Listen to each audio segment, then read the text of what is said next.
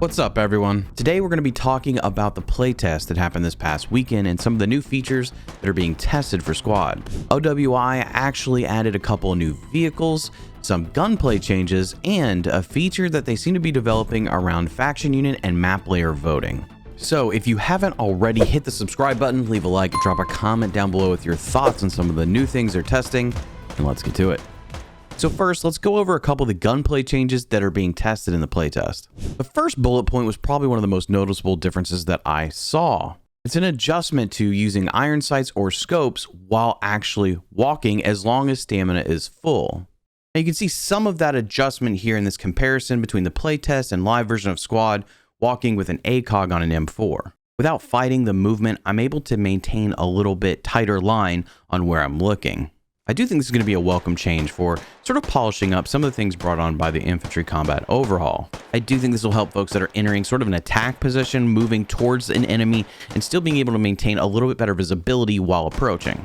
This is one of those changes that I think also plays into how Infantry Combat Overhaul has adjusted the gameplay in Squad, needing some sort of vehicle to get to places and not burning your stamina before entering an enemy position.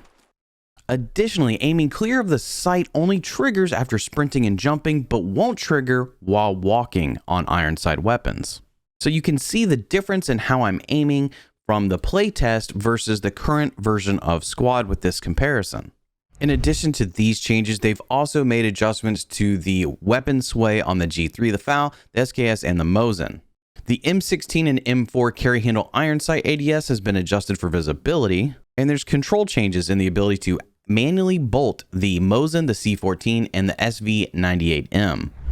So what new vehicles are being tested in the playtest? Well, first we have the M1128 mobile gun system. Now we've seen some mobile gun systems added to Squad in the last year, for example, the ZTD for the PLA.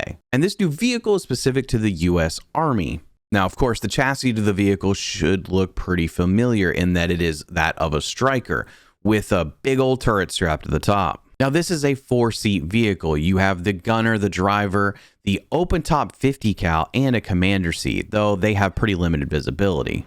Now, what I found interesting is that this vehicle is only going to hold 4 rounds of 105mm armor-piercing sabot shells, and a little over 10 HE shells.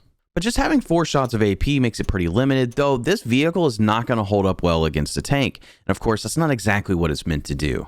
Now, the other thing that struck me about this vehicle is the zoomed in gunner sight. At first glance, I felt like the markings were super condensed and a little bit hard to decipher. Thankfully, you do have an automatic rangefinder, so that takes a little bit of stress off of the gunner.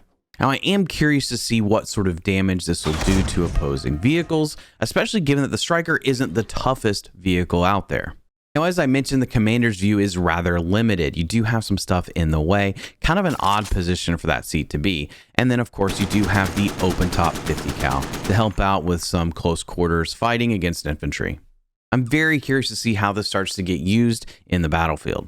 The next vehicle OWI is introducing in Squad is the quad bike. This is a speedy four-wheeler with about 150 ammo on board and room for 2.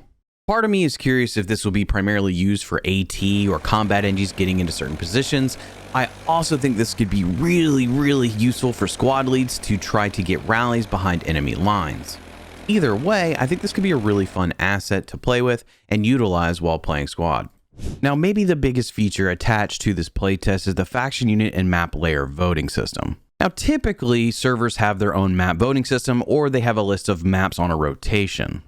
So they're testing giving players the ability to not only choose the game layer, but also the faction they wish to play. And according to their post, they have taken factions and creating variants called units, which are different playable presets of vehicles and emplacements for those factions. This is an effort to create replayability, creativity, and variety in the layers played, while letting players determine what they're going to be playing. Unfortunately, I didn't have a chance to get my own footage, so I'm going to lean on a couple Reddit posts to give you guys a little bit of a look at what this experience looks like. So on the Join Squad subreddit, you can see this post by IQ, where they have actually broken down each page of the faction voting system into images. So the first page is where both teams can vote on what map they want to play next, which seems pretty self-explanatory. So once the map is selected, you then get to move on to faction and unit selection. Since I haven't played through this, I'm not sure if the first team to vote is the one that loses the previous round, but it seems like one team gets to pick their faction followed by the other. You do get a bunch of information per map. So for example, this is skirmish. There's 5 flags, 200 tickets per team. It's daytime, small map, no commander, and smaller fob radius. It does appear that they may limit what factions are available on certain maps. Additionally, you can see what units are available per faction for the map. So you can use all this information along with what faction the enemy team has selected to make your choice about what faction and unit you're going to select. So for example, they have selected the Russian Airborne Forces, and with that, the unit, the 7th Guards Mountain Air Assault Division, which should play into what vehicles and assets they have available for the round. From there, you can then select your faction along with what corresponding unit you would like to have for the map.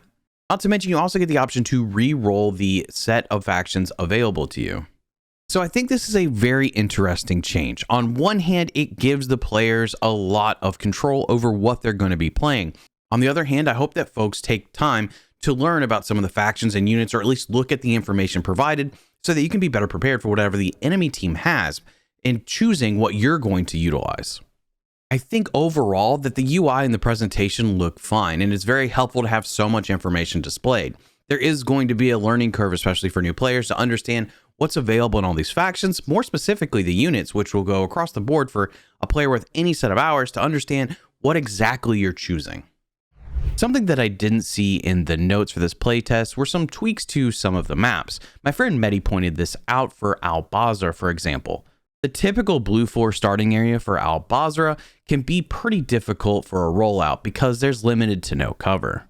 So not only is the starting area looking a little bit different, but the rollout of Maine is also going to look a little different. For example, there's trees, some different terrain heights incorporated to help give you cover leading up to the highway bridge.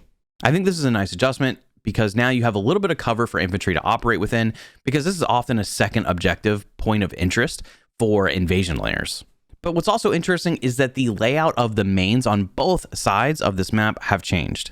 So if we jump over to the typical Red 4 starting main area, it is very different from what it is. It's more opened up with plenty of more room for different vehicles. In fact, there's now 3 helicopter pads here. So I went over to a different map, Yehorivka, and I checked one of the mains that I know is often pretty tight and consolidated. This is the main that pops up in the northeast corner of the map, and as you can see, it's opened up a lot more with a bigger compound. So my assumption is that this is to tie in the map voting system to all maps, giving a little bit more consistency, so depending on what faction you choose for that map, you have the accommodations for vehicles. So what are my overall thoughts? Well, I don't have a lot, but I think the gunplay changes are going to be a welcomed polish to the Infantry Combat Overhaul. I think a lot of folks have been waiting for some tweaks and things to happen, and I think this will be a welcome thing to be added to the game. Now for the vehicles, I think the quad bike could be a lot of fun. In fact, that could be a sneaky tool if used correctly, if you can get your hands on it. I think the mobile gun system is going to be an interesting thing to have out there for the US Army. I just wonder how it's going to be utilized at its best capability, because obviously it doesn't have a ton of armor and it's only got 4 rounds of AP. Now for the map and unit voting system, this was not something I had on my bingo card for squad. This allows everyone playing to sort of customize the experience, though I do worry about how folks will handle unit voting, primarily because I don't know how many folks are going to be paying attention to certain things like what you need to counter what the enemy has. So I do hope that OWI puts some measures in place to ensure that there is some balance across the factions or units that are available to choose from, as well as of course making sure that this doesn't add bugs or other issues into the realm of just trying to play squad. But of course, let me know your thoughts down below. If you had a chance to play the playtest and check out some of the map voting, I would love to hear your thoughts, and hopefully we'll see a very polished experience when it comes to that if implemented in the future. Thank you so much for watching. Be sure to hit the subscribe button, and I'll see you all next time.